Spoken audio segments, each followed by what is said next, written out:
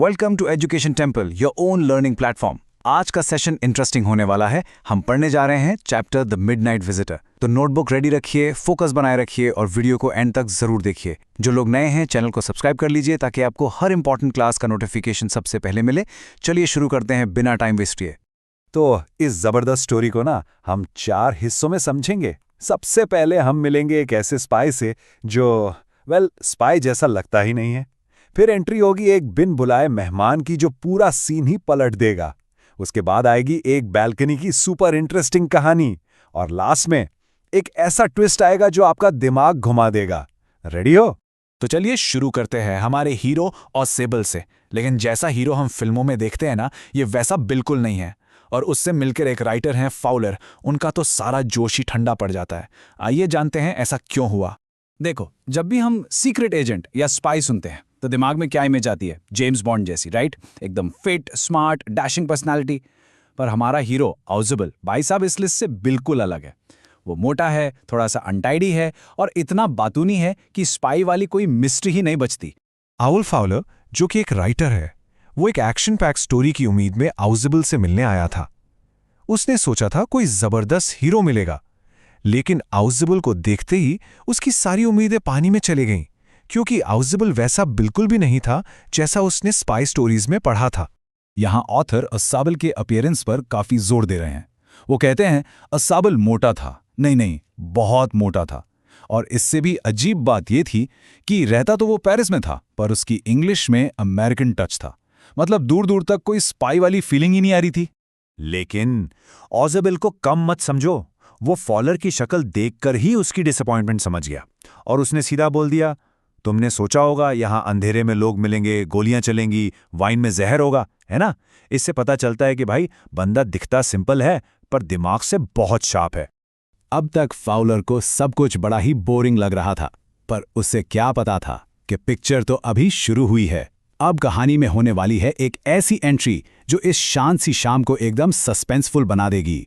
जैसे ही ऑजिबल ने अपने होटल के कमरे की लाइट ऑन की ना, बैम, फाउलर को मिला दिन का पहला असली झटका। थ्रिल। जो एडवेंचर वो ढूंढ रहा था वो आखिरकार उसके बिल्कुल सामने था। बोरिंग इवनिंग अब ऑफिशियली ओवर हो चुकी थी। और इस थ्रिल की वजह, कमरे के एनो एन बीच में पिस्टल हाथ में लिए एक आदमी खड़ा था। ये था मैक्स, एक दूसरा सीक्रेट एजेंट। और आयरनी देखिए, ऑजिबल के सामने मैक्स ज्यादा स्पाई जैसा लग रहा था। तो मैक्स वहां क्या कर रहा था? उसका मकसद बिल्कुल साफ था। वो उस इंपॉर्टेंट रिपोर्ट के लिए आया था जो ऑजिबल को मिलने वाली थी, कुछ नई मिसाइल्स के बारे में। और मैक्स का सिंपल सा कहना था कि भाई वो रिपोर्ट तुमसे ज्यादा मेरे हाथों में सेफ रहेगी।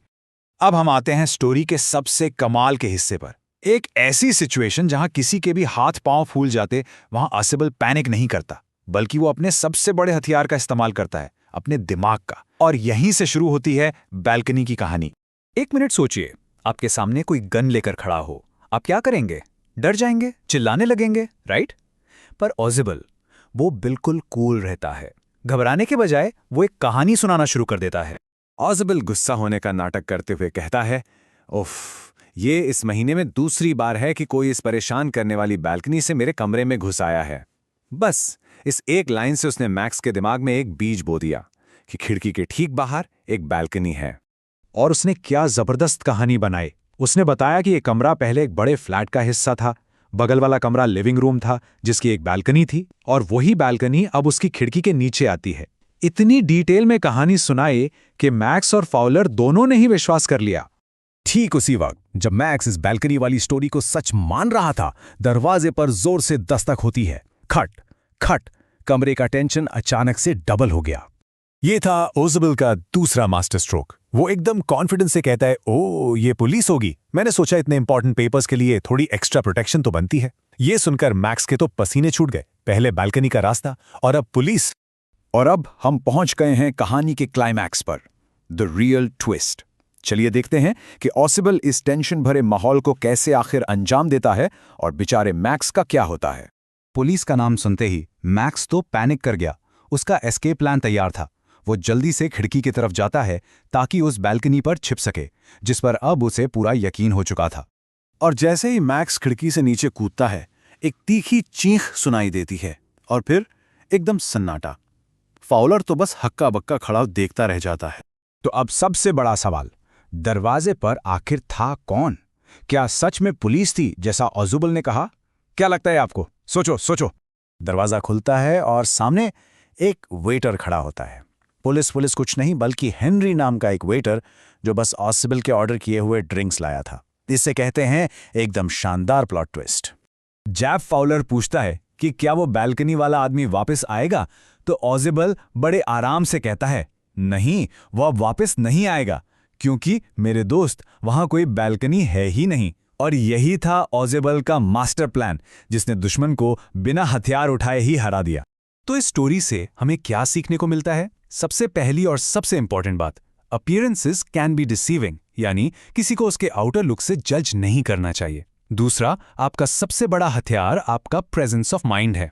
और तीसरा, एक तेज दिमाग किसी भी पिस्टल से ज्यादा पावरफुल होता है। तो दोस्तों, आज का सेशन यहीं तक था। मुझे उम्मीद है आपको सब कुछ क्लियर हो गया होगा। अगर वीडियो पसंद आया हो तो लाइक, शेयर और सब्सक्राइब जरूर कीजिए। आपका एक क्लिक हमें और बेहतर कंटेंट लाने के लिए मोटिवेट करता है। मिलते हैं नेक्स्ट क्लास में एक नए कॉन्सेप्ट के साथ। तब तक के लिए keep learning, keep growing and stay positive. अगर आपको ये वीडियो हेल्पफुल लगा हो तो लाइक, शेयर और सब्सक्राइब करना ना भूलें और कमेंट करके जरूर बताएं आपको नेक्स्ट कौन सा चैप्टर चाहिए। मैं मिलता हूं आपसे नेक्स्ट पार्ट में। तब तक के लिए keep learning with education temple. और हाँ, अगर आपको क्लास 8 to 10 किसी भी सब्जेक्ट के नोट्स चाहिए तो तुरंत व्हाट्सएप कीजिए 7014242188 और 8559886634 पर। यह पॉडकास्ट था एजुकेशन टेम्पल की तरफ से, जहां हम स्टूडेंट्स को फैमिली के जैसे समझते हैं और एजुकेशन को एक इमोशन बनाते हैं।